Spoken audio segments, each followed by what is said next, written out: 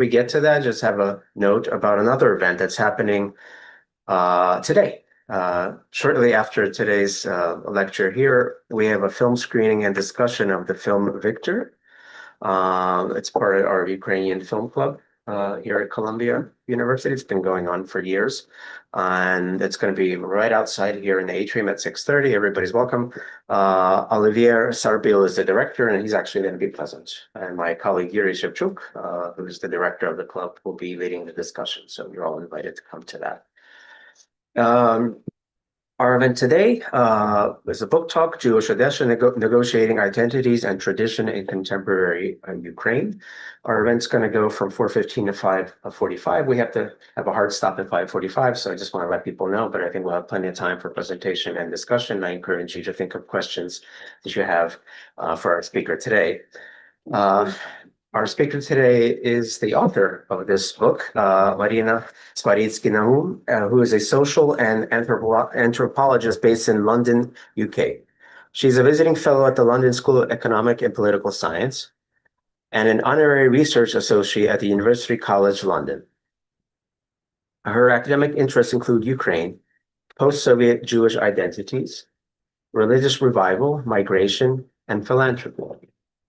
She's currently conducting research with Ukrainian Jewish refugees in Germany and across Europe, exploring the impact of the Russian full-scale invasion on Jewish cultural heritage and community life.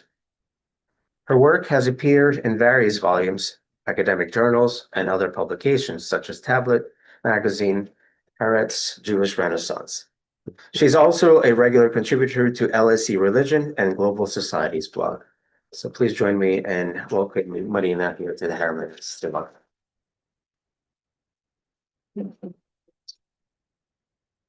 Well, thank you, Martha, for moderating, organizing this talk. Thank you, everybody, for coming. I always say the greatest thing you can give somebody is your time. So thank you for giving your time to Ukraine. It's so incredibly important that we continue to talk about Ukraine in any facet of life there. So I start my book with a story about my dad and a boy in a kippah. Just remember to change the slides. One summer in 2005, my dad and I are walking down Park Shevchenko, and we run into a group of Jewish boys from the local kindergarten. And my dad, who was raised in the Soviet Union, looks around rather amazed, and he says to me, "I can't believe these boys are walking around openly with their kippahs on." And so we sit down on a bench nearby, and one of the boys who recognized me from an earlier visit come to say hello. He sort of scoots in closer to me in a rather shy way, and he says, "Marina, is your dad Jewish?" And I say, "He is." So then he points with his little finger to his head, and he said, "Well, why isn't he wearing a kippah then?" And so my dad was, thought he was pretty Jewish up until that moment. There was really no way to avoid it in the Soviet Union, nor has his Jewishness ever been challenged by anybody, especially on the basis of religion and by a child. And I used this story to open the book because it really speaks about this profound changes that Odesa has undergone since the fall of the Soviet Union, to show that it's become a place where multiple orientations of Jewishness converge. But in the story, you also see a reversal of what anthropologists call ancestral inheritance, which is something that's passed down from generations to generations. But here you see a child using knowledge that he's acquired outside of home to teach the older generation how to properly be Jewish. So these identity transformations and new orientations of belonging have been the focus of my work for over 2 decades, as I've been studying the development of contemporary Jewish life in Odesa. So full disclosure for those people who don't know me in the room, I have 5 children, and this book I have jokingly called my 6th child because it defines half of my life. But the topic of Jewish identity and the questions of how Soviet Jewishness survived and evolved from state secularism to now actually interest me long before I became an anthropologist. So that's a picture of me. I was born in the Soviet Union and raised in a secular Jewish family with 2 grandparents from Ukraine, one from Belarus and one from Latvia. A great mix that wasn't that abnormal for a Jewish family in that time. Now, secular means different things in different families. So in my family, Jewishness was defined publicly by our surname, Sapritsky, and the famous 5th line in our passport, which under the heading nationality stated Jewish. But of course, Jewishness isn't just a public identity, and each family has their own private ways of performing and marking their Jewishness. Although we had no religious celebrations, our Jewishness was also marked privately by Jewish food served on days that loosely define the Jewish calendar, family gatherings, and stories of migrations told around the kitchen table with relatives about who could possibly go one day somewhere or is planning to leave. And I have family here who were part of these stories and realities of moving from Kiev onwards. But also, of course, exposure to Jewish literary world, music, and humor. Right, let's move to humor. Somebody's definitely telling a joke in this picture, and there's some how many pictures by my side. So I'd never set foot in a synagogue until I was nearly 10 years old. My father, who's a physicist, got invited to work in the United States, and so we emigrated together with thousands of other Soviet Jews moving to America, and for others going to other destinations. As a child who grew up in the void of religion, I still remember being completely mesmerized by what role religion actually played in people's lives. And living at that time in Maryland, I would tag along with any friend going to any church service that I could find. But I also vividly have this memory of going into a synagogue for the first time and seeing people openly gather in the process of prayer, which was really meaningful to me at that time. So this book really was born out of my passion for learning about this new era of Jewish life when the defining features of Jewish identity had dramatically changed.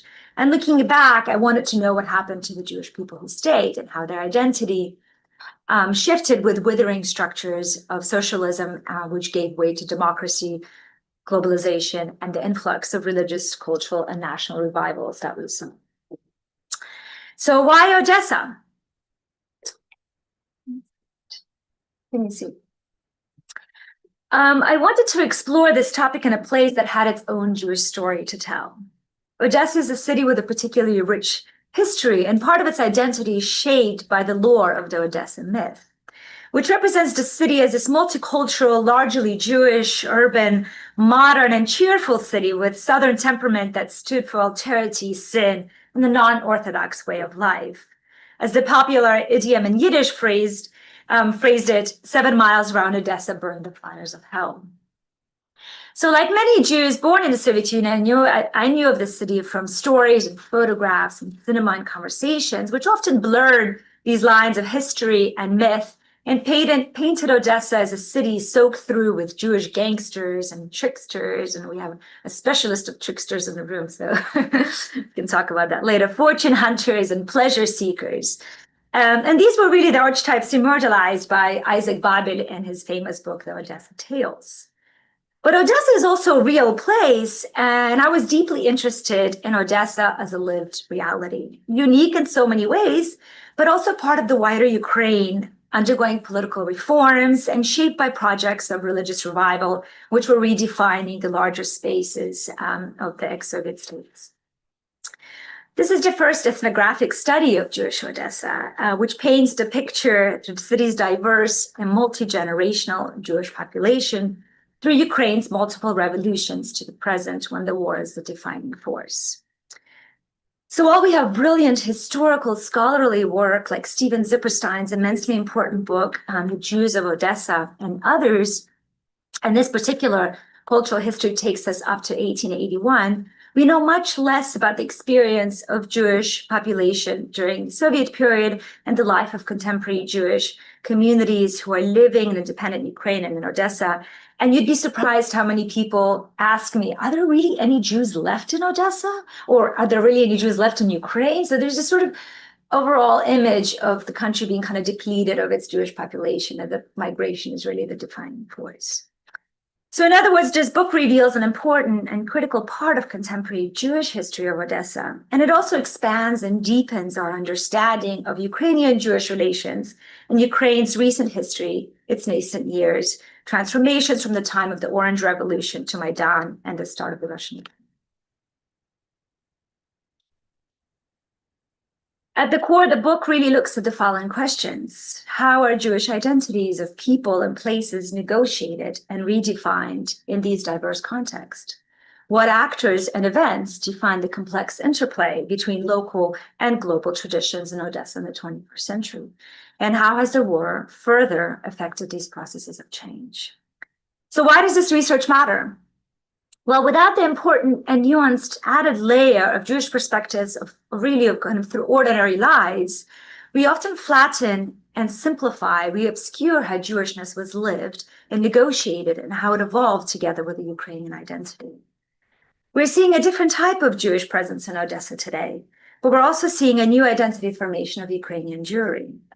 And so previously, I don't know how much people in the room understand, but previously in kind of the Soviet context with the policies of nationalities, you could either be Jewish or Russian or Ukrainian or Belarusian. And so these kind of identities were legally separate, so on and so forth. So through the prism of Jewish experiences, we're seeing also the making of a civic identity. So my hope is by the end of this talk, you'll have a richer understanding of this undeniably profound moment in time through testimonies of people redefining their sense of Jewish belonging, while at the same time becoming Ukrainian, an identity forged and shifting political landscapes and the trauma of war. Let me paint a picture of Odessa's origins as a city.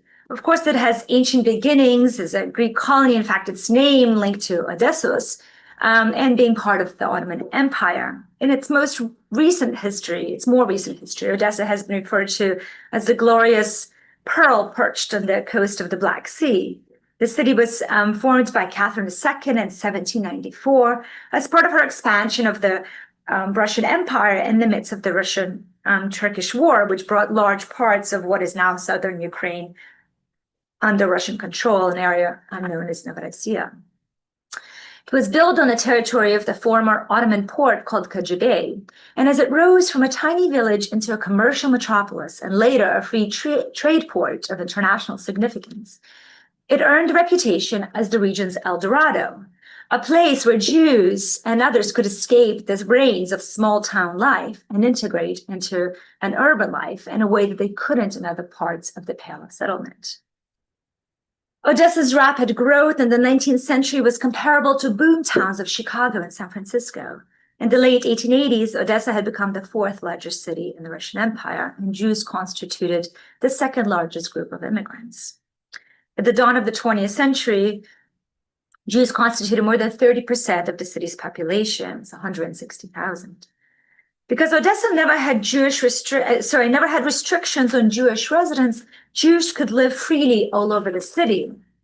And this is a very important point because it meant that Jews could both physically and socially integrate into the texture of city life. So overall, Odessa's multi-ethnic population, its position being far from the metropole and its openness to the world through the port, its multilinguistic layers, gave it the feeling of a special place, a place apart, or what historian Patricia Herlihy has called a state within a state. It became not only the birthplace of Zionism, but a hotbed of progressive Judaism and the Jewish modernization movement Haskalah. Thus, it developed a reputation for being non-traditional, progressive, and what historian John Clear called anti-shtetl. In his words, Odessa became the most un-Jewish city from a traditional point of view and the most Jewish from the perspective of non-traditional Jewish life attitudes. But its progressive nature and periods of thriving didn't mean that Odessa wasn't immune to dark stretches of history, ranging from pogroms in the late 1800s and in the early 1900s. And later the Romanian occupation and World War II and the Holocaust, where an estimated 150,000 Jews perished. Now, it's important to understand that many Jews stayed silent about their experiences in the Holocaust, and generally in the Soviet Union, there was no separation between Jewish loss and the loss of life in general. So all people were looked at as Soviet subjects. So therefore, the subject of the Holocaust wasn't something discussed and became really a topic since independence of Ukraine and much more in recent years. And yet Odessa, that is better known to the world as the city which is cosmopolitan and this life-giving cradle of modern Jewish literature, where the sages of Odessa, pictured here, lived and contributed to the intellectual debates about the future of Jewish culture.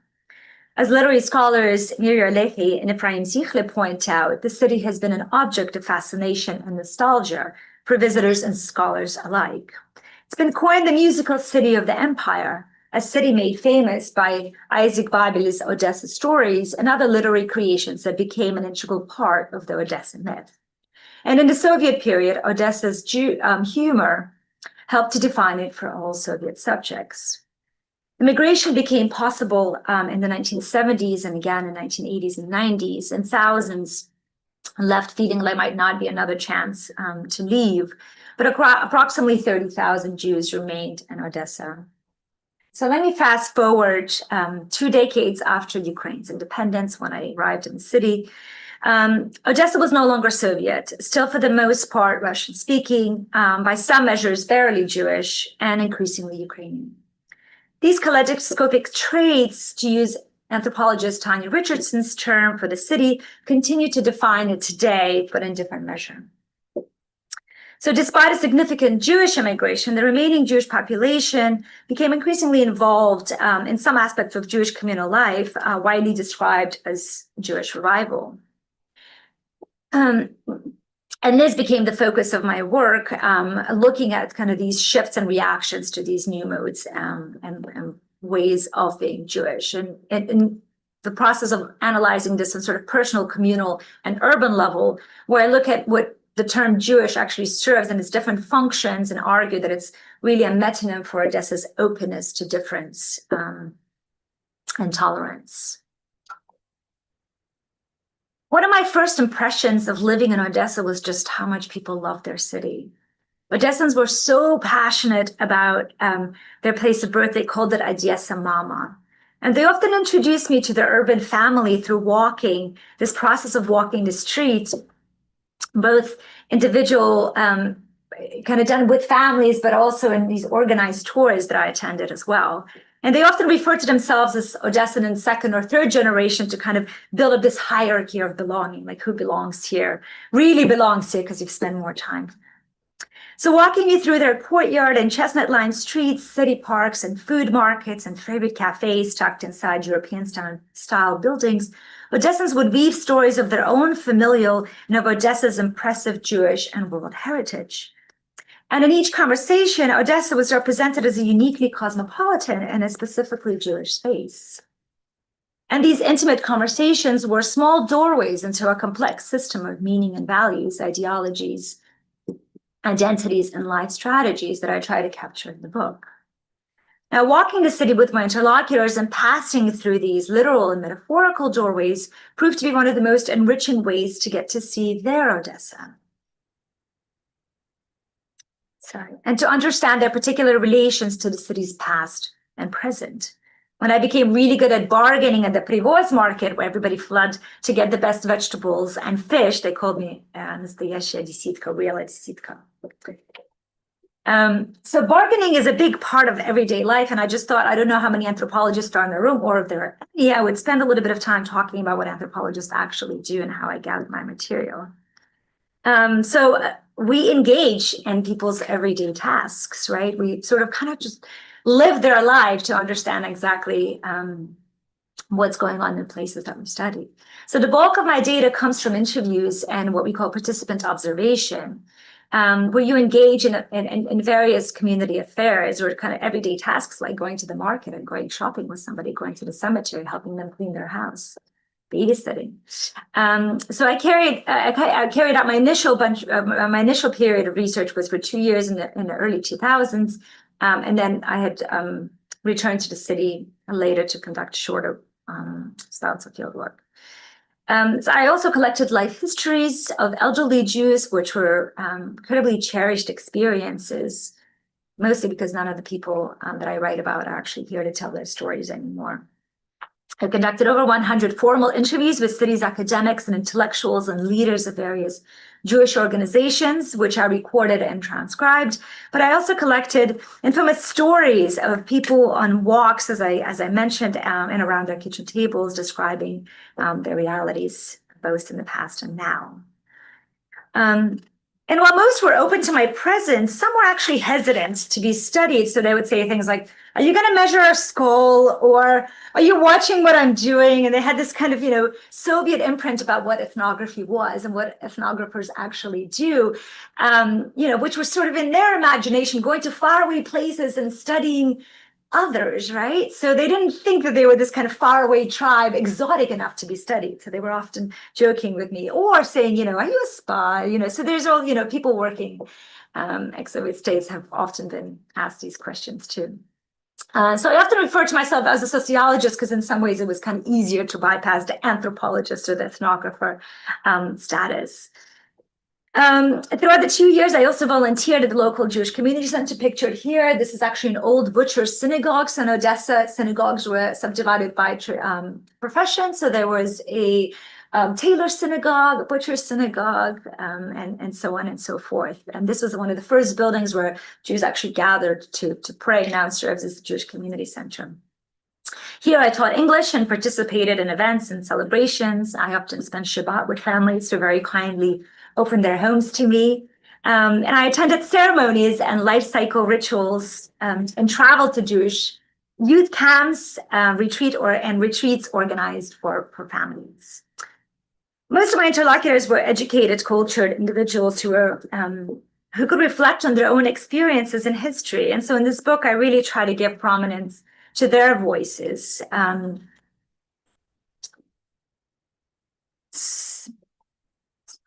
Now, as I mentioned earlier, in the Soviet Union, Jewish was deemed a nationality, and there was no public display of religiosity attached to being Jewish. And since Ukraine's independence, these new markers defined what it meant to be Jewish, and religion had taken a prominent role in this process. Although the older socially embedded understandings hadn't disappeared overnight either. And here you have a Hanukkah, which is lit for the holiday of Hanukkah, standing in one of the most prominent squares in Odessa next to Duke de Richelieu, who was the first governor of Odessa, a French nobleman, which stands right above the Potemkin stairs, which some of you might know. So let me just pause in this part of the city for a second and reflect on kind of the visible transformations that you see on an urban scale, because obviously, anything happening on a social, political, urban scale, these are not sort of happening in isolation. So change happens in a connection to various other fields. Well, some things remain the same, although this is Jewish street. And so you have the street signs written in Russian and Ukrainian. So here you have an area that was right behind Duke de Richelieu, which used to be called Potemkin Square when I arrived, and then changed to Catherine Square. And there was a monument from Battleship Potemkin to Catherine put in place. And as many of you know, Catherine's statue was taken down, and now last year, and now we have just a Ukrainian flag in place, and it's called European Square. So such transitions, urban, cultural, and religious, were also central to my field work. But they also define the process of writing and publishing this book. So when the manuscript was complete, the final decisions about the title and the cover were still in motion, and we have a chance to talk about the actual picture on the cover in the Q&A after. So, they say there's a lot in a name.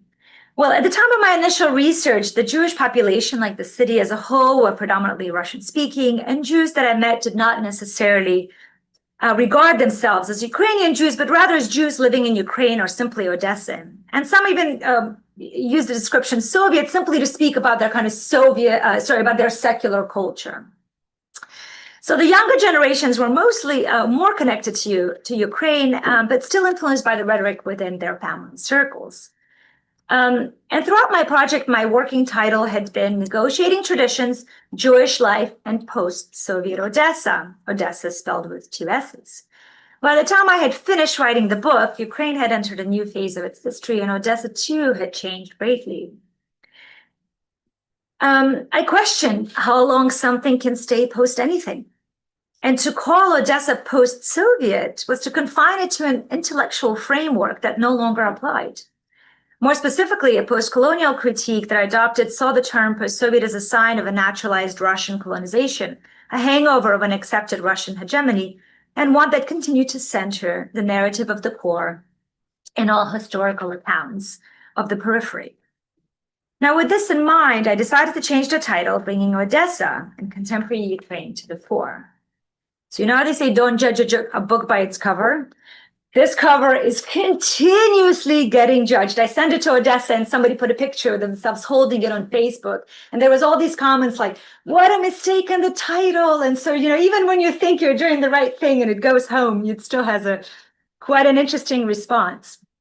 So when I sent the mock of a cover to a colleague in Germany, she responded, what a provocative title. And so my heart went racing and I thought, oh my God, what's provocative about it? Is it too Jewish? Is it not Jewish enough? Did I overlook the Greek history, the French history, the Ukrainian, the Russian, the sort of various other elements of the city by calling it Jewish? And her response was, no. In removing the second S, you are deviating from the mother tongue of many of your interlocutors and making a definite statement that Odesa is now Ukraine. Now, for those not in the know, Odesa with two S's is the traditional and the prolific Russian spelling. Odesa with one S is the Ukrainian spelling, and while that is the city's official name, it stands out as a statement, as a decided break from a commonplace. For many of my interlocutors, their own adaptation of Odesa with one S at times felt awkward, but appropriate in the context of today's politics. And in the Q&A, again, we can talk about, I worked very closely with the Jewish Museum, who's changing all their labels from Russian to Ukrainian and English, and how this was a really sort of, in a way, painful procedure. But they were also sort of reflecting on, the greater changes that were happening around them, and feeling like this is the right thing to do, and this is where we are. This is the appropriate place where we belong. However, employing the Ukrainian spelling on the urban level should not suggest that the Russian spelling had disappeared from the landscape of the city, even in times of war. And here you see a banner in front of the Opera House, which says Odesa, Ukraine, written in Russian. The two spellings, and moreover, the languages used and identities that they signal coexist in an overlap that is sometimes harmonious and sometimes in dramatic tension. These cultural entanglements have historically defined Odesa, and they continue to do so today, but in a way charged by the current context. The question of when to use Russian or Ukrainian language reflects a whole host of questions that my interlocutors have long asked themselves and others about identity. What was it to be Odesan? To be an Odesan, a Jewish Odesan, or more recently in the context of war, to be a Ukrainian Jew? It was through these questions and the varied evolving answers elicited that the Jewish individuals and communities I portray have negotiated and recast their sense of self and worked to develop a meaningful sense of togetherness or community. It's important to note that Jews have historically spoken many languages in Odesa: Yiddish, German, Polish, and others. Steven Zipperstein reminds us of Rabbi Aryeh Schwabacher, a German Jew who served as the city's head rabbi from 1860 to 1888, who spoke neither Russian or Yiddish.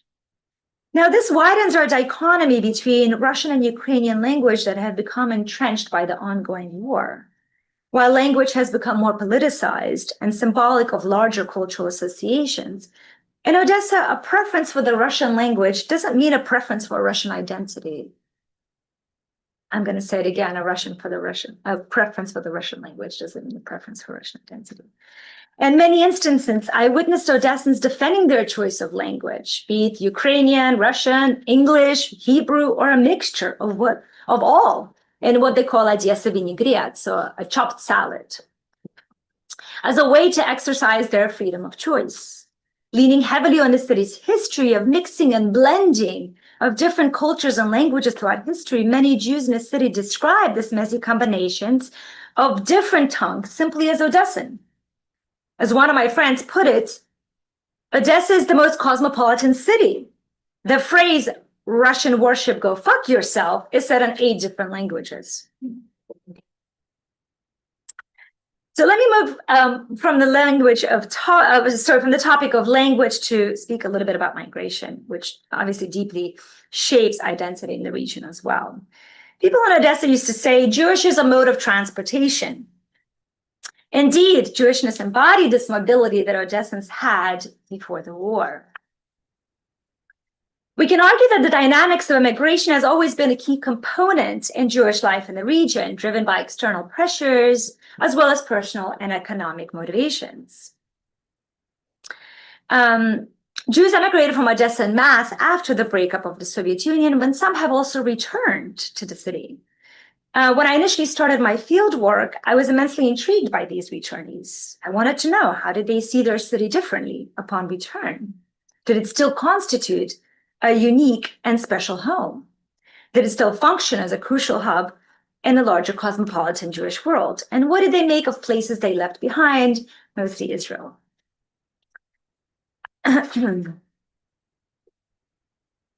So one result of migration and the all-encompassing projects of religious revival that this book also discusses was that Odessa became home to many Jewish communities and congregations ranging from Orthodox to Reform, all competing for recognition and authenticity in Odessa's Jewish space. So I don't know if you know the joke, how many synagogues does a Jew need? 3, one that's his, one that's not his, and one that he'll never go to. So this was pretty much the scene in Odessa. Pictured here is Yulia, who is the female Reform rabbi performing a service with Rabbi Duchovny, who's the head of the Reform congregation of all of Ukraine, and the famous Brody synagogue on the top. And below is the painted letters of a grocery store, which is a space where the Reform community used to meet regularly. And the Brody synagogue functioned as a state archive in the Soviet times, and despite Yulia's attempts to try to return it to the Reform congregation, it was eventually handed down to Chabad Lubavitch, one of the Orthodox congregations, by city authorities. In Odessa, you have Chabad and Litvak Orthodox congregations, as I mentioned, and these are the larger communities. And again, all in past tense, this community left at the onset of the war to go to Germany. And I should mention that Yulia's community, for the most part, went to Poland and then ended up in Germany, where she is now conducting prayer circles online. And this community has since returned. So for the majority, this is the only functioning synagogue in Odessa now. And this is the Litvak congregation, which moved to Romania at the onset of the war and still has over 1,000 people there. So with a small number of community members who remained in the city. And these congregations had a line of Jewish schools, an orphanage, a Jewish university, kosher restaurants, and a line of programs, a mikvah. And while most Jews welcomed this growth and visibility of Jewish communal life in the city, to some Soviet-born Odessans, their strictly Jewish agenda separated Jews from others and altered the city's urbanity. And I remember speaking to Alex, a slender man with a big head of gray hair who used to run an after-school math club, and he seemed to really miss and be nostalgic about the period when kids just came together to study math. No one asked each other who you are and where you're from. It was just for the sheer love of, in his case, mathematics. And he believed that, with the establishment of Jewish schools, Jews had less exposure to non-Jewish children in the same way that non-Jewish children now had less exposure to Jewish kids as well. And this kind of shifted the whole sociality and urbanity of the place. Now, scholars of ex-Soviet Jewry have highlighted the problematic nature of religious revivals driven by foreign leadership entering a community. In Odessa, the term revival is also fraught, for the city was historically anything but the center of Orthodox Judaism and religiosity. But my research also looks to expand this strictly problematic discourse and describes how new traditions and actors became also the face of Jewish Odessa. They became part of what is considered Jewish Odessa. For the younger generation, the foreign rabbis who had lived over 30 years in the city, whose children and grandchildren now speak fluent Russian and Ukrainian, represent Odessa today as much as they do. So the book really shows that the word revival, which is often used to name Jewish activity in Ukraine and other former Soviet states, fails to capture this complexity of its impact. I illustrate that those who have taken up observance rarely describe their journeys as returning to tradition, that families had previously abandoned under Soviet pressure. Rather, they saw themselves as pioneers, In many cases, new observant Jews were adopted customs that weren't familiar to nor approved by their parents and grandparents. Not surprisingly, in some cases, those secular family members repudiated their new religious practices as backwards. And I remember going with Igor, one of my friends, to meet his grandmother, and he walked in and she looked at him and said, "Why are you wearing this hat on your head? Must you tell everybody you're Jewish?" And he's like, "That's exactly the point, you know?" And so then she pressed him and said, "And when are you getting married?" And he said, "Well, I'm waiting for a nice Jewish girl." And she sort of went, "Oh, and ah, and Jewish girl in my days, people got married because it was a good person, a kind person, a well-read person, you know?" So it was so interesting to see this kind of fourth generation Jewish grandmother telling off her grandson for sort of being Jewish in a different way, for being too Jewish way as well. Now, it's not to suggest that elderly Jews lived without any Jewish practices. In my work, I really try to shift this kind of long-standing image of what Elie Wiesel's famous book called Jews of Silence, and some of the other descriptions that painted Soviet Jewishness as sort of hollow and emptied out vessels, or wrote about Soviet experiences as thin culture. I found many Soviet Jews raised in Odessa were deeply attached to their Jewishness despite the Soviet repressions. Indeed, to my initial surprise, many didn't accept the new models or modes of being Jewish, or necessarily view them as liberating or modernizing or authentic to Odessa.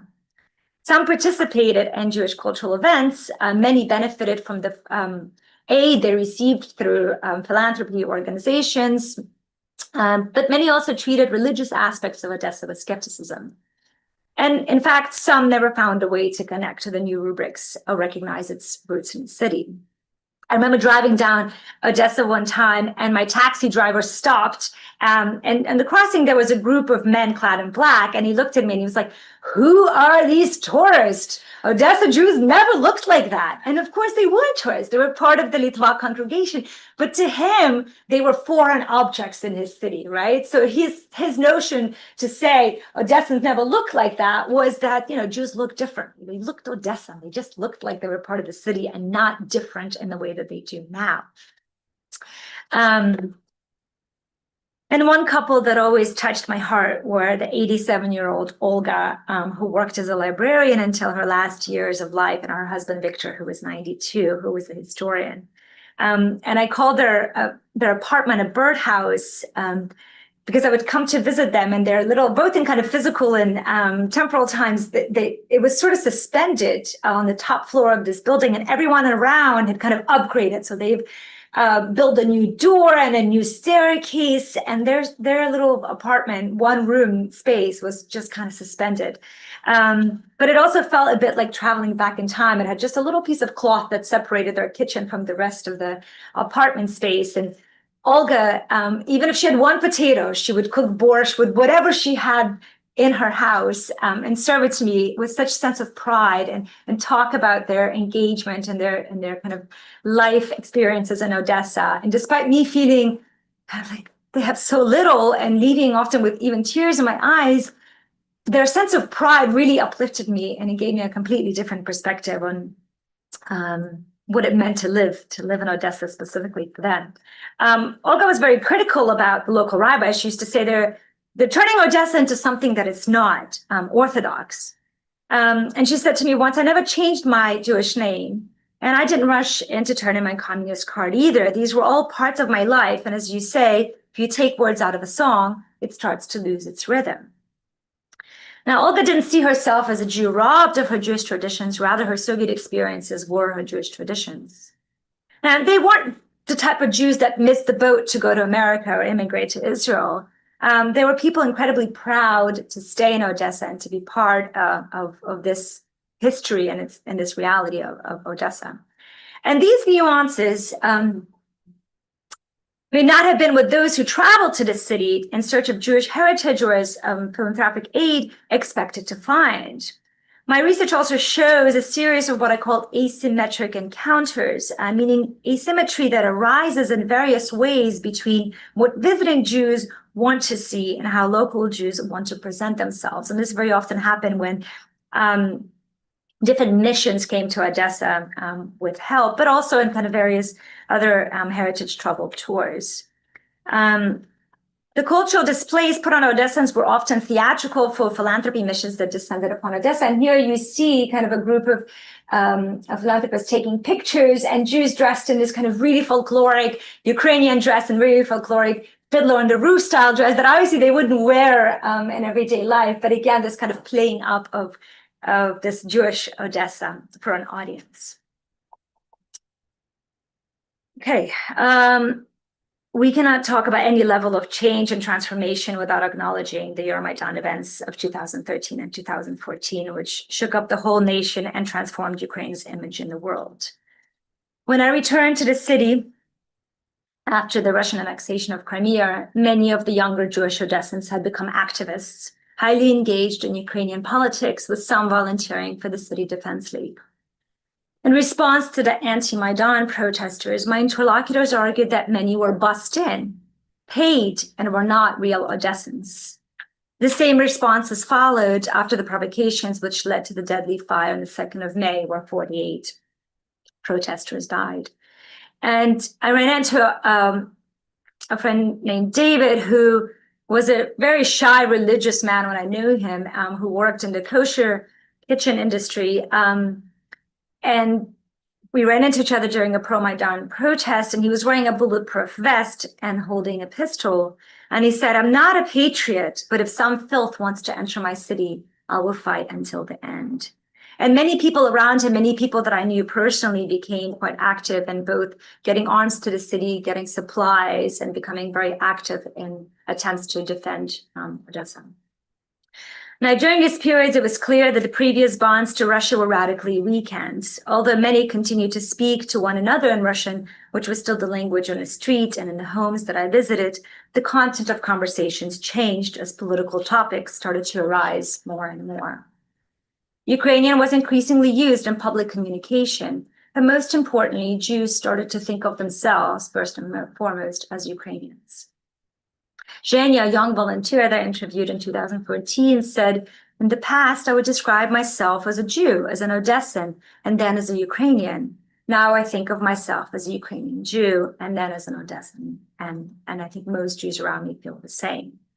In my correspondence with members of the Odessa intelligentsia, I heard Odessa cast more frequently as part of Ukraine, and themselves as essentially Ukrainian.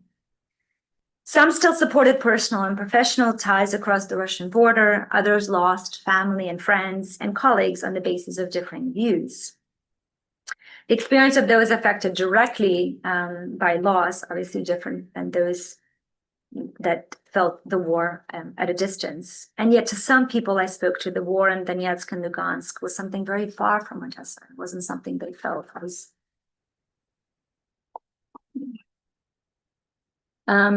Now, this sense of proximity to the war changed on February 24th, 2022, which I recall as a horror film.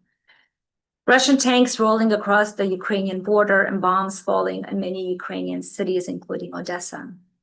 The night before the invasion, I had spoken to my friend Dina, who suspected the threats of war were just noise. "There's a lot of talk about it," she said, "but I can't imagine Russia invading us." And it happened. The Russian full-scale invasion would have brought war to many regions beyond Donetsk and Lugansk, changed that sense of distance, and greatly intensified trends of identity formation. In short, it bolstered a sense of being Ukrainian. In this war, one of my interlocutors explained, "They're killing us because we are Ukrainian." Under siege, Ukraine became home in need of protection. As Tatiana Zhuzhenko explains, Russian aggression had done what previous Ukrainian presidents failed to do, which was catalyze the creation of a political nation. This rapid acceleration towards Ukrainian identity meant for many a necessary separation, a withdrawal from what had long been a shared social world. And you have to understand that for a lot of Jews, a lot of programs after Ukraine's independence were still organized for this kind of alongside ex-Soviet other countries. And so they were predominantly Russian speaking, they were predominantly organized across borders. And so Jews really felt that there was this kind of shared social space, as many other Ukrainians did too, of course, through a different relations and networks. But for Jews, it was a whole system set up that they felt was theirs, that they no longer felt they belonged in. These personal and public transformations continue to be shaped and reshaped by the pressing realities of war. Mark and I were just talking about how this kind of, how much changes in 1 year of war and how much has changed in 3 years. In this context, I attempted to bring the book to a close while at the same time helping many people I knew from Odesa to cross borders in search of a safe home. With Tom, I continued my research working with Ukrainian Jewish refugees who arrived in the UK, Germany, Spain, and elsewhere in Europe. Some still there, and others have returned. Jewish communal life in Ukraine was greatly reduced from the flight of refugees. And yet I discovered that the remaining Jewish organizations were seeing an increase in the numbers of new participants and a growing interest in community programs. This was in part due to the internally displaced families who have arrived in the city and others seeking community support. So there were a number of people who were never engaged in programs who all of a sudden needed medicine or food or clothing or just needed support or to hear a prayer or to lean on somebody. And so leaders of Jewish organizations said to me that we're seeing people who were never part of our life become part of communities now. So Jewish organizations became hubs of humanitarian aid, offering material, moral, and psychological support for the remaining Jewish population. At the same time, Ukrainian Jewish relations strengthened, and the role of Jewish life in the fabric of Ukraine as an entity had become more publicly visible and celebrated on the national level. And so this is a celebration of the Jewish New Year, Rosh Hashanah, which Zelensky broadcasted on national television. And just to say that, this wasn't done before. So this is something that we're seeing with the onset of the war. So from the role of the president in publicly celebrating and broadcasting these kind of engagements to the role of the military chaplain, you have the first Jewish military chaplain. And now you have actually more than one that are engaged with the military forces, that work with the military forces. Jews have never seemed so well integrated into the Ukrainian state, expanding the notion of what literary scholar Amelia Glazer calls the Ukrainian we. An identity which shifted from an ethno-religious focus to a civic one, which includes Jews among many other minority groups and honors the rituals and traditions. Meanwhile, in the new Ukrainian Jewish initiatives like the Passover Haggadah, the story of Jewish exodus from Egypt, read over a Seder meal entitled For Our Freedom, was printed in Ukrainian language for the first time last year. It's been actually almost 2 years. And it signals a new chapter of Ukrainian Jewish heritage shaped by war, where Jews bind their historical struggle as Jews with their current struggle as Ukrainians. There are actually 3 versions of Haggadahs available now, and even an online one. And I wrote an article about them, which was really beautiful to interview the people involved in these projects. You have many other prayer books that have been translated to Ukrainian. And there is a translation of the Torah, which is in the making. So this is all sort of all happening behind the scenes. But you also have Zhabotinsky's 5 being translated to Ukraine. So you have also other Jewish literature, non-religious Jewish literature, which is translated for the first time in Ukrainian language. So some commentators have called this a golden era of Ukrainian Jewish relations, although others worry about what comes after the war and whether many who have left will return home and to the Jewish communities.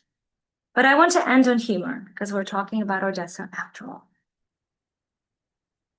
During these incredible traumatic times and uncertain times, I've been struck by how the Jews of Odesa have maintained their resilience, and in part through humor, where jokes and memes, as linguistic anthropologist Lada Bilyaniuk describes, act as antibodies. And here you have a T-shirt made by Benya and Zubrik that says Shalom iz Ukraine, which was worn by refugees all over the world in this beautiful kind of combination of Hebrew and Ukrainian coming together. And others, where religious men display pictures of themselves in prayer. And here it is an ordinary Monday of Ukrainian neo-Nazis in Odesa. So a lot of the memes are actually kind of taking apart Russian propaganda and saying not only do Jews belong in Ukraine, Jews are Ukrainians. And so this is sort of really a testament to say, like, what complete nonsense is out there.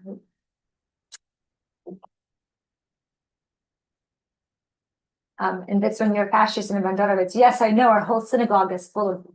And actually, just this morning, I had an interview with somebody because I'm writing about humor and I'm writing about fashion as well. And some of them are kind of a combination of these two. And he was saying that some things are kind of new jokes are being put to the fore because of the changes and the different facts about the war.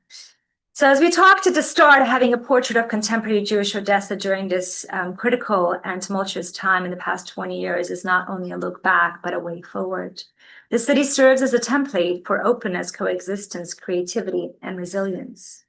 In the words of Odessan poet Ilya Kaminsky, people love to portray Ukraine as a place of doom, but people still go to restaurants, celebrate birthdays, and take care of children.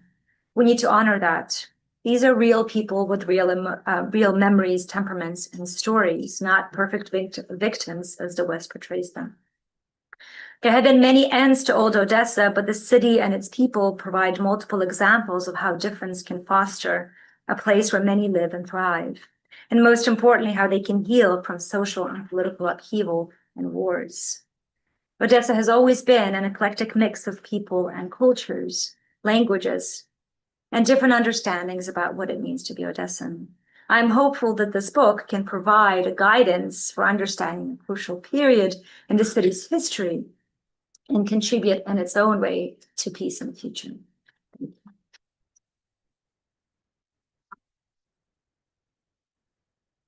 And this is a picture of Odessan celebrating Hanukkah last year. So Thank you so much for your wonderful talk and for the book as well, and the way you presented today, and the photographs, most of which are in the book, right? We're going to open up floor to questions. I just want to ask you a question. In the research that you did, and you're showing us all the changes that have been going on in the city, and kind of the Soviet, and then the early independence Ukrainian, and of course after the revolution, dignity, and now the war. There's also been Ukrainian Odessa has been also, this Odessa's Ukrainian past, which was also suppressed in the Soviet period, has become very important for a lot of cultural figures. Kind of this modernist Odessa, the 1920s, the executed renaissance of Ukrainian culture, people like Yanovsky and Dovzhenko, that period of Ukrainian culture. In your research and seeing how people are discussing the city and the identity of the city, does that come up at all? Like this search, this unearthing of this Ukrainian Odessa that was performed, is that coming, in parallel at the same time? Does that show up because you spent so much time there talking with people? I was just curious. Your experience. Yes, thank you for that question. Yes, of course it came up. It came up in different ways. One of the women who was actually my mentor there, Emma Gontseva, her husband was Ukrainian, and he held tours around the city, taking everybody around to sort of. He also had a small museum in his house of everything he collected about Ukrainian Odessa. And he was one of the most vocal voices among the people that I knew, because he came to the Jewish community programs and he came to various other places to really speak about this topic. And I think having such an interest in that was already very telling. He was part of the minority, as you said. This is a much more recent phenomena. And not to say that it didn't exist, it's just that people weren't, first of all, it was suppressed during the Soviet era. So there was very little to sort of go on. And we looked at Ukrainian space through very different prisms, through, in the Jewish case, and the Polish Jews, through Russian Jewry, there were different attentions, but not using a specifically Ukrainian lens, which I think has changed dramatically. So I would say that there was definitely an interest towards Ukrainian Odessa, and now a full-fledged research agenda that's happening not just about Ukrainian Odessa, but about the connections that Jews had to Ukrainian culture in Odessa. So I think there's a lot of things that weren't yet discussed then that are happening now. Very interesting. Thank you. If anybody has a question, please raise your hand. Yana. Hi, thank you very much for such a warm and fascinating presentation. It's very interesting. I'm just wondering, because I know that, like, as for a researcher, it's very difficult to sort of measure like the effect of something. I'm not sure if you can answer that, but like, I'm Ukrainian, and we have like the particular sort of picture of a person from Odessa. So like some traits which are typical for people from Odessa. And I'm just wondering, from your point of view, as you like delve into this issue very deeply, how do you feel like this sort of picture of people from Odessa, how much is it affected by Jewish culture and traditions and community in general?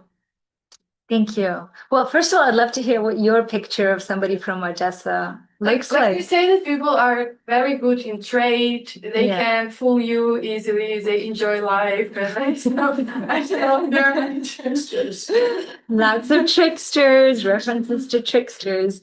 Yeah, I mean, Odessans can definitely fool you, I think that there's a kind of joyous nature to Odessans for various reasons. And I think Jewish humor is a big part of that.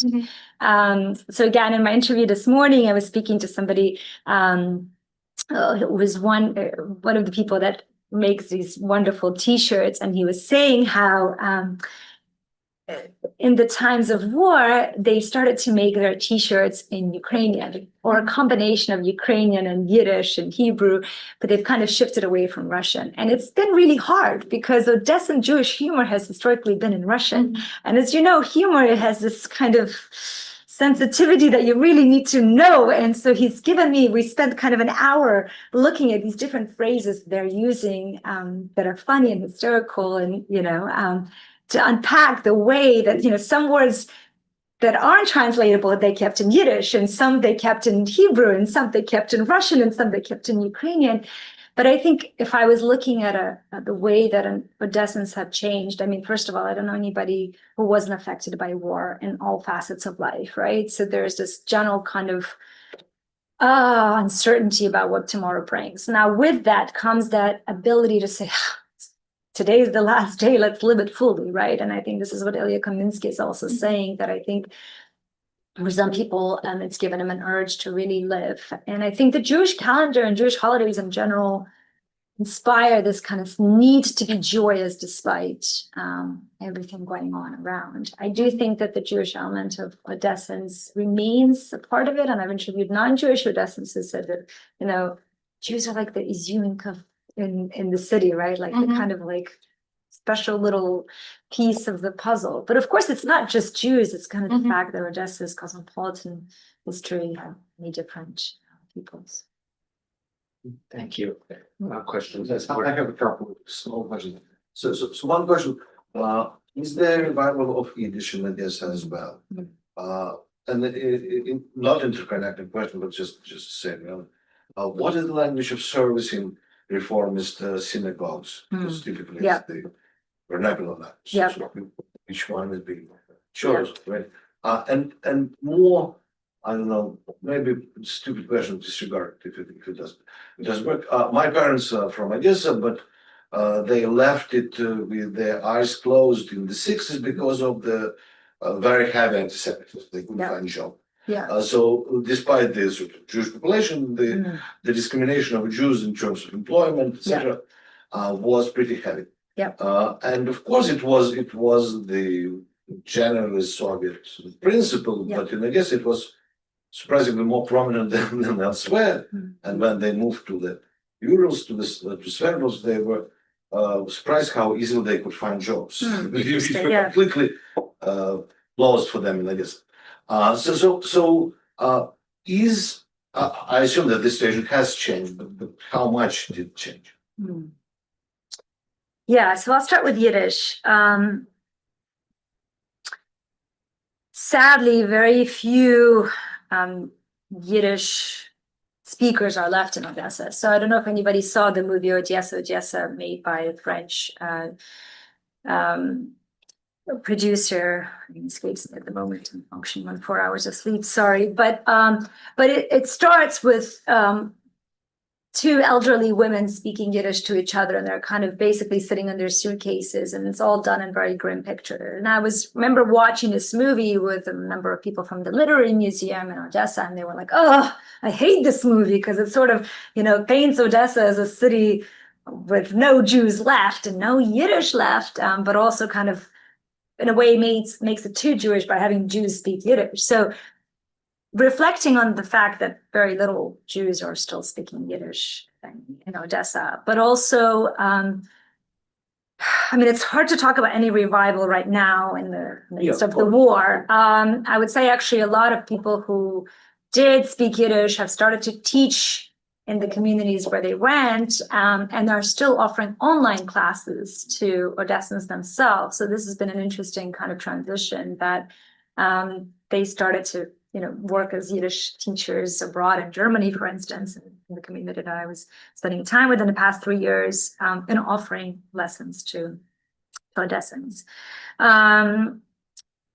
In regards to the Reform congregation, so Yulia is actually originally from Russia. She's been living in Odessa for over 30 years, and her services are in Russian, but she does it online together with Rabbi Duhovny, who does it in Ukrainian. So they actually do a service in both languages. But that has been since the beginning of the war, because now everything is virtual for them. During the times that I was in Odessa, not just Yulia, but the Orthodox communities were also performing part of the prayers in Russian, and the prayer books, the Sidurs, were also Russian, and that has also changed. Although the Rabbitson in one of our most recent conversations said, are we really going to teach everybody Ukrainian? Should we just switch to Hebrew and teach them Hebrew at this point for prayer? So there's all these kind of conversations about the way forward, but the sheer fact that the books are now available in Ukrainian is our testimony. Yes, of course. We haven't even mentioned anti-Semitism, which was a big part of Jewish reality then, and to some degree, actually much less now in that regard. I don't know how much people know, but there were quotas for Jews and others in the Soviet times, and so it was very difficult for Jews to get jobs. In some of my interviews, people would say things like it was easier in Odessa than it was in bigger cities because you sort of knew the guy that could help you. And I think it really depended on what industry you were working in and possibly what connections you had with people in place. So, so I think when people talk about anti-Semitism now, it's not reflected in getting a job or not getting a job. It's mostly kind of commentary on, various Jewish activities. So for instance, I had mentioned the translation of Jabotinsky's The Five, which was sort of discussed with pride that it was translated in Ukrainian for the first time. And then someone else had sent me a screenshot of someone saying, like, who needs this kind of Jewish literature? And so, I think there's still some elements that, grassroots anti-Semitism exists absolutely everywhere. So there's nothing new and different. And if anything, Ukraine has at least the least of their worries right now. But yes. Yeah. As a but one is with regard to humor in Yiddish. Do you find that you trace it back? That's where any conflict connection with that's where it sort of originates from. My next question is sort of also about the anti-Semitism. What I know was very limited about Ukraine. There was a Jewish population, but I would make to think that it was because of some, anti-Semitic feeling that they operated very much behind the scenes to support the Jewish community. But you sort of talk about the people who either they thought of themselves as Jewish and weren't necessarily hiding it. It just wasn't they didn't think to promote it as where, out of any fear, but I was made to think that, it's sort of like, like the American way, like you don't, no need to put it out there. Like, Yeah. do it in private sort of thing, but that sort of is because you're trying to get around it, so I'm wondering if that is part. And my last is, just to clarify, because I always knew Odesa with 2 S's, is it just that like a linguistic translation in Ukrainian is only 1 S? Yeah. Yeah, that's exactly what it is. I'll start with that question first. Yeah, so that's exactly what it is. It's just a transliteration of the Ukrainian spelling, which is what one is. So I'll cycle back to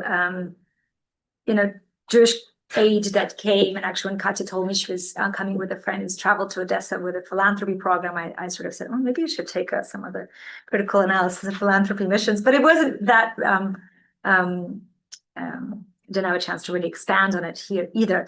So one of the interesting things that happens is when American philanthropists and others come and they're kind of saying, well, tell us about the Soviet times. Tell us about what you weren't what you weren't allowed to do, how were you hiding the fact that you were lighting candles on Shabbat? And, they were kind of looking for things that weren't there, but they knew of.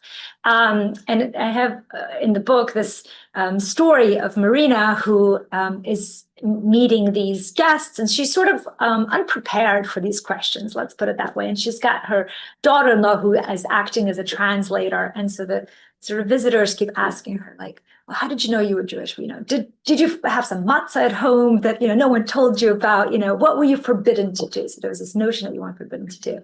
And actually she's like, what do you mean? I always knew I was Jewish. I lived in Odessa. It's a Jewish city. So she didn't have these complexities or these need to hide anything, right? So I think this is what I call these cultural asymmetries, where people's expectations of some and people's kind of identity that they want to present isn't aligned, if I was to say that, right? So, but of course, there were others like Shaya Gisir, who was, the first kind of religious leader, first rabbi without being ordained as a rabbi, who was jailed many times for religious activities, right? And he really, functioned underground with all the education that he received.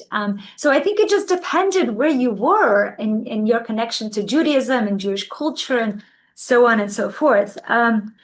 I'm afraid I wouldn't be able to answer if Yiddish humor originated in Odessa, but Mark here is much more sort of apt to answer that question. But I definitely know that Odessa has been a very important part and served a very important function and produced a lot of humorists and a lot of comedians who used Jewish humor. And therefore, it was always known for that. Any other questions? Yes, please. Sure. I wanted to first of all connect with the previous questions. So double S versus 1S is definitely something that defined the city when I lived in Kiev during the Soviet times. So I had lots of Ukrainian friends, Russian friends, Jewish friends, and somehow everybody knew that definition of double S and 1S, even back in the Soviet times, 80s and 90s. But there was one more thing about the name that came up even more often, is if anybody would say Odessa, would be, I see that nodding, right? That would be as a clear fault and almost to a degree of a misunderstanding of what Odessa is. So Odessa was a way for the maybe even like an official way to pronounce it for the Russian speaking population. Well, Odessa would be the right way. I don't know if this is my accent is clear, air versus yeah. And I learned very early in my life that Odessa is the right way. Because again, it could trigger some controversy in the Soviet times. So I will always refer to it as Odessa. And another thing, so that's again back to the history of this Soviet Union a little bit. And Odessa somehow was always a big place. Surprisingly, in Kyiv, everybody knew about Odessa. People used to go to Odessa. It was like something like almost like another neighborhood for Kyiv. It's like such. But I think that what Marina showed us today is absolutely fascinating. It's the I think you took us through the history of 2 centuries in that small amount. Right, and reading your book, I mean, obviously, it's impossible to squeeze that work into a short amount of time. But you touched on so many very important topics, and that, like, showing us again the history you opened up. You touched on multiple topics from the 19th century all the way to today's tragic events. So with this, I have a question to you about more of a period of time you were describing in a more specific way. You were talking about people who returned to Odessa from Israel, for example, right? And that's something that's very difficult for me to understand. And then today, while reading the book, but then today I just realized, thanks to you, and I wanted you to elaborate a little bit more about that. Is it something that the Jews of Odessa back in the Soviet times were to a degree prisoners of, like, couldn't go, right? Like, that was our home. And unless you go to Ural Mountains, as in us, that's it. You had to adjust, and that's why the adjustment was the way you just described it in the book. But what about these people who were Jewish in Odessa during the years you're describing, like, let's say, post-Soviet? They were free, right? Yeah, maybe there was some understanding still, but like, they could do anything they wanted. They could just practice religion, right? And maybe it's all full circle to the moment where you were describing, like, your father and this boy kind of on the collision course of what the Jewishness is. Can you elaborate a little bit about maybe this freedom versus let's call it not freedom, lack of better term here. That's what defined the Jews in your book, who are free to express themselves, who can be religious, reform or not reform. But did you feel that freedom in the Jewish population of Odessa during these years? Like, did you see? Yeah. Yes, thank you. It's an excellent question. Yes, definitely. I think freedom was a big marker of how people identified their Jewishness. Also, because I said it allowed them to travel, to go. I mean, most people had quite a few passports in this time, right? So they, and I know it is surprising to you to think about people coming back. I mean, first of all, some people just kept an apartment. So leaving, let's not forget that leaving after Ukraine's independence meant very different things than leaving in the 70s and the 80s, when you left and you had no passport, you had nothing to come back to, you didn't have any private property. So, friends of mine lived in an apartment where the owners had moved to Germany. And another couple lives in an apartment where the family moved to Israel. And they would come back every summer and ask for this apartment back for 3 months. Like, have you ever heard of anybody moving out for 3 months because the owner came back? But this was like established discourse in Odessa. Like, all right, I got to find something for the summer because my owner's coming back. So some people came back permanently, but just to sort of spend time in Odessa. But others actually moved back because they just couldn't. I mean, you know what an immigrant's life is like. How many people here are immigrants? I mean, sometimes it's just difficult, whether it's finding work or finding yourself. And for various reasons, sometimes it's just having family in Odessa that can take care of your children while you do your startup project. And everybody was involved in some sort of startup projects in Odessa. That's like,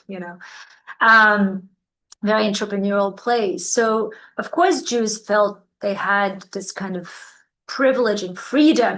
People were forging documents to be Jewish because the Jewish camps were taking them to Romania and Hungary and Israel and, places that others weren't going for various reasons. And they were also paying for it, right? So there's a kind of a whole economic elements to it that allowed Jews to feel free and also feel part of a greater Jewish world that they also never experienced. And so that in itself is this kind of new cosmopolitanism where you felt part of the greater world and the greater world connected to Odessa.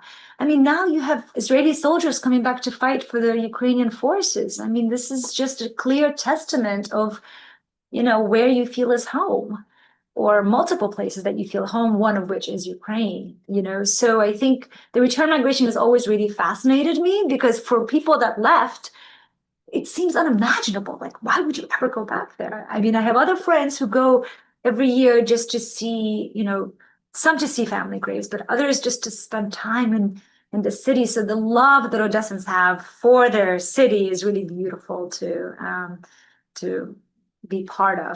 And it has been beautiful to be part of. Thank you. Sure. Other questions? Okay. Yes. Yeah, I have a brief question. Have you ever considered to write about other, like, sort of Jewish cities in Ukraine, like Chernivtsi, for example? From my knowledge, at some historical point, there are like about 70% of population that's Jewish. So, do you consider it? I can't leave Odessa. It feels like cheating for me. I really have tried. I have a very dear friend who married somebody from Dnipro. And so I traveled to Dnipro and I was like, this place is fascinating. Also because of its Jewish history. Chernivtsi is really beautiful. And I have a number of colleagues who work there. And so through their eyes, I sort of read a lot about it. And it's a fascinating city. But I have thought about writing about Dnipro. And I keep saying it's going to be my next project. But now it's the war and refugees, and then there's still so much more to say about Odessa, and there's the humor and the fashion and many other things. But one day, hopefully, and one interesting thing about Dnipro, I just want to say that Dnipro has the largest Jewish community center in the world now. Oh, yeah. So just to also kind of place Ukrainian Jewry on the world map, like the largest Jewish community center in the world, that has a museum and a hotel and a synagogue, obviously, but also it's called Menorah. And during COVID, I was just telling somebody the other day, when all other countries were shut, many Jews traveled to Dnipro to get married. So they had Brazilian weddings, Italian weddings, God knows what happening in this Menorah. But, just to sort of think that, Ukrainian Jewish communities are now represented in that particular way. So yes, I have thought about it many times. I really want to. It's really hard to leave Odessa. And I think many of the people that I write about, I just interviewed somebody in Germany who I knew was born and he's 18 now. And there's something really interesting as an anthropologist to have this time span to follow, especially now in the context of war. So yes, but not yet. Any other questions? I do want to remind you that you have something to hand out. Oh, yes, I brought, yes, later, I'll put it on a desk and a little QR code. Because the book is actually available on open access for students, so you can download it for free, which is great. Thank you, Indiana University. Yeah. Well, okay. Well, I really want to thank you. The wonderful presentation. Jet lag just flew in. This is wonderful. Thank you so much for coming, for your questions. Thank you for writing this book and for visiting us here at Harriman. Thank you.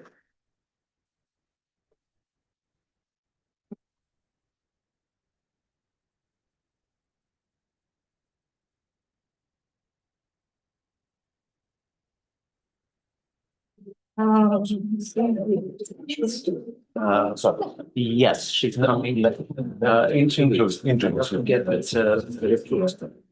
Sure, well, Yes.